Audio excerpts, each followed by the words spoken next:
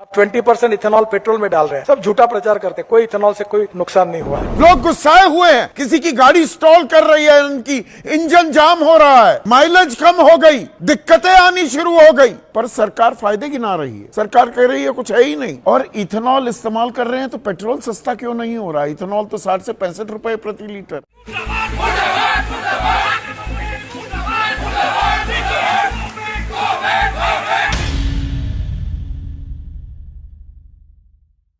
আনা মানে বড়োটো গুচাই দিয়াটো নহয়, এইটো ক'ৰ পৰা কেনেকে নিউজটো ওলাল ময়ো বুজি পোৱা নাই। মই যেতিয়া স্পিকাৰক ফোন কৰি সুধিলো, স্পিকাৰে ক'লে যে বড়ো ভাষা আমি কেনেকে আঁতৰ কৰিম, এইটোতো associate language of the state.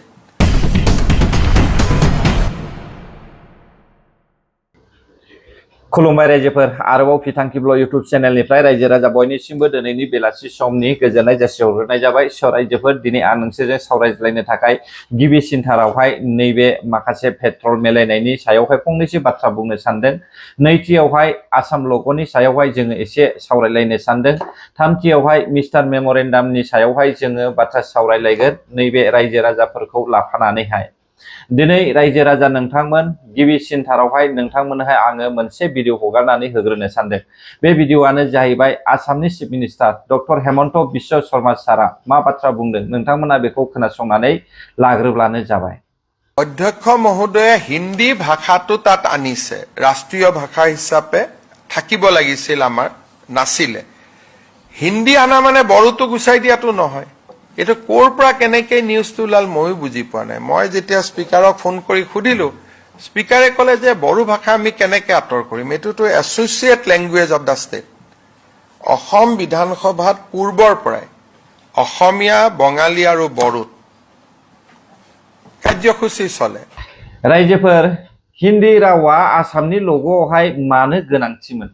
रायजोफोर, बर' रावखौहाय एरख'नो खाबु लानानैनो बेबायदि बाथ्रा बुंनाय जोङो खोनादों दे रायजोफोर। बिथांमोना बर'नि रावखौ एरख'नानै हिन्दी राव सोसननो थांखि लाखानायखामोन। मानो होनोब्ला आसाम सरकारा बिजेपि सरकार RSS जोंहाय गोदोना सरसोम जागासिनो दङ। हिन्दीवालाफोरजोंहाय गोदोना सरसोम जागासिनो दङ। सासे हिन्दीवाला मन्त्रि बानायनायनिफ्रायनो आसाम गभर्नमेन्टआबो गोदोना सरसोम जादों। बे आसामखौनो मा होननानै बुंनायमोनलाय? हिन्दी बासिफोरनि जायगा होननानै बुंनायमोन ना, बिहारी जिन्दाबाद होनलायनानैहाय। दा फैयै फैयै जों नुबाय लेजिस्लेटिभ एसेम्ब्लिनि सिङावनो हिन्दी रावखौहाय लग'आवसो होनानै लाबावबाय। नाथाय जों फारसेथिं साउथ इन्डियाखौहाय नायोब्ला नोजोर होनानै मोनफ्रोमबो स्टेटखौनो नोंथांमोना नुगोन बेयावहाय हिन्दीया जायगा गैया। हिन्दीया मोनसे अफिसियेल लेंगुवेज, माने बियो राष्ट्र भाषा नङा रायजोफोर। मिथिबाय दा रायजो राजा नोंथांमोन? दा बे भाषाखौहाय, बे आखरखौहाय जुदि बिथांमोना बेबायदि मोजां होननानै सानदोंमोनब्ला, राष्ट्र भाषा होननानै सानदोंमोनब्ला, सिगांनिफ्रायनो मानो आसामनि लग'आवहाय हिन्दीया सोसनजायाखैमोन? आरो जुदि बर' हारिखौहाय बिथांमोना मोजां मोनदोंब्ला, बर'नि आखरजों लोगोसे बे लग'आवहाय बर'नि आर'नाइया मानो बोखारजाफिनखो? मानो होआखै? रायजोफोर, बिथांमोना बर' रावखौ बोखारबाय, बोखारखाबायानो, बोखारब्लानो मोजां जासिगौमोनसो। जोंबो आसामिस राव, हिन्दी राव बे गासैखौबो बोखारनो खाबु मोनगौमोन रायजोफोर। मिथिबायना? नाथाय गरमे गरम बनसु पार्टिया बे खामानिखौ मावबाय। आरो बेजों लोगोसे आं खोनानाय मथेब्ला एक्स आबसु आफादगिरि बिथाङाबो माखासे फन खालामनानैहाय रायज्लायहरनायनि गेजेरजोंहाय बेखौहाय आसाम गभर्नमेन्टआ मा होनो बर' रावखौहाय दोनफिननायनि थिरांथाखौ लादों होननानैहाय आं सानदों आरो रायजोफोर। मिथिबायना? बेसेबां सैथो बाथ्राखौथ' मोनथिला, नाथाय जुदि बे बाथ्राया नङामोनब्ला अब्ला आसामिस निउस मिडियानिफ्राय गिबियावनो मानो ससियेल मिडियायाव भाइरेल जाया? बाथ्रायाथ' नंखागौमोन। रन्जित कुमार दासआ हिन्दी राव दोननानैहाय बर' रावखौहाय नेवसिगारनो बे थांखिखौ लाखादोंमोन बिथांमोना। बेयावहाय BPFनि MLA दं होननानैबो जोङो खोनानो मोनदोंमोन। नाथाय बिथाङाबो जेबो बाथ्राखौ बुंनो हायाखैमोन जानो हागौ। थांखिया जाखाबायमोन, डिसिसना लाखाबायमोन बिसोरो। बेनिखायनो ससियेल मिडिया हगारनो हादों नङाब्लालाय मानोथो हगारनो हायामोन बिसोरो हगारनोबो हायामोन आरो हगारनायबो नङामोन दा बिसोरो डिसिजन लानायखायसो ससियेल मिडियायाव फैदों आरो ससियेल मिडियायाव फैयाखैमोनब्ला जोंलाय बोरैथो बुंनो हाखो बेखौबो नोंथांमोना साननांगोन ना बे समाव फैदो रायजोफोर नैबे पेट्रलावहाय इथनल मिलायनायनि सायावहाय अहंकार बिजेपि सरकारनि सायाव एसे सावरायनोसैलाय नोंथांमोना बयबो मिथिगौ थांनाय एप्रिलनिफ्राय E20 ओंखारदों यानिकि E20 माने इथनल 20% ना सारा पृथिबियाव जोङो नायोब्ला मोनफ्रोमावबो E5 E10 E5 E10 गोजा बांसिनावनो दै रायजो राजा नोंथांमोन नाथाय इन्डियायावहाय E20 मारै फैखो E20 होनायावनो गारि इन्जिना गाज्रि जाखादों माइलेजआ खमायखादों नोंथांमोना सावगारियाव नुगासिनो दंखायो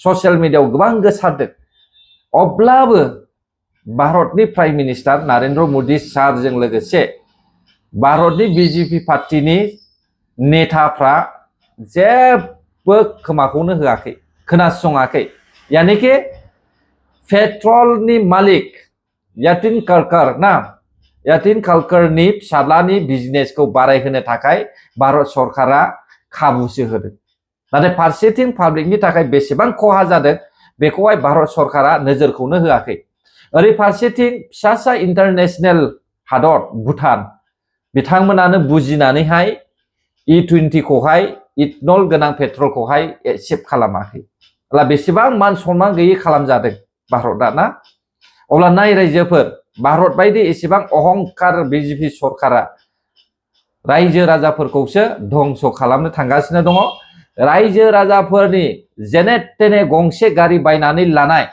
बिथांमोननि गारिखौहाय इन्जिन गाज्रि खालामनानै होनो थांगासिनो दङ मिथिबाय दा रायजो राजा नोंथांमोन दानिया बे समाव खोनासंदो नोंथांमोना नायनानै लादो जों सावरायगोन नैबे प्रटेक्शन खालामग्राफोरनि सायाव नोंथांमोना गाहायाव नुदों राजबंशीफोरनि प्रटेक्शन खालामनाय गोजौआव नुदों बर' रायजो राजाफोरनि दुखुथिया हा न' सावनानै लाजानायफोर ना अब्ला बेनि बेलायावहाय नोंथांमोना मा डिसिजन मा बाथ्रा बुंनो सानो मा कमेन्ट होनो सानो आं नैबेनि बेलायाव बुङो बर' जातिनि हाखौ सावनानै न'खौ सावनानै बर'नि न' सावनानै जे 93 फेमिलिया हा आवग्रिनानै दङ बेसोरखौ एरखयोब्ला आरोबाव मानो हा होनो नागिरबावदों जेराव बिसोरो बे जायगानिनो नंखाया जुदि बे जायगानि नंखायाब्ला अब्ला बिसोरनो बिटिसि सरकारा मानो फैसा होनो नागिरदों मानो हा होनो नागिरदों बे 93 फेमिलिखौ एरखनानै बर' रायजो राजाफोरखौहाय जे खास हा नङा बेनिफ्राय बेयावनो दोनहैफिन गावबा गावनि हायावनो गावबा गाव न'खरखौहाय सोनानै दोनहैफिन गावनि हारिखौनो रावबो एपिडिसिएल टिपिडिसिएलखौहाय बाद हो ना मा बुङो रायजोफोर कम्पानि बानायनांगौब्ला सिगांनो बानायखागौमोन नाथाय बे समावहाय पलिटिकल केरियारनि थाखाय बिटिसि सरकारा बायदि रोखोमनि नाना रोखोम बायदिसिना खामानि मावनो बुंनाय जों नुदों मावखाया खामानिखौलाय मावखाया रायजोफोर नोंथांमोना नायलांबाय थाब्लानो जाबाय बेखायनो आङो मिस्टार मेमरेन्डाम आयंखौ सिदा बुङो नोंथांमोना होबथाथारनांगोन आरो बे हा गैजायै सेखनानै लाजाग्राफोरखौहाय बै सेखना लाग्राफोरखौ एरखनानै बिसोरखौहाय दोनहैफिनथारनांगोन नङाब्ला समाजावहाय ओरैबायदि अर जोंब्लावगोन सानसे बेलासे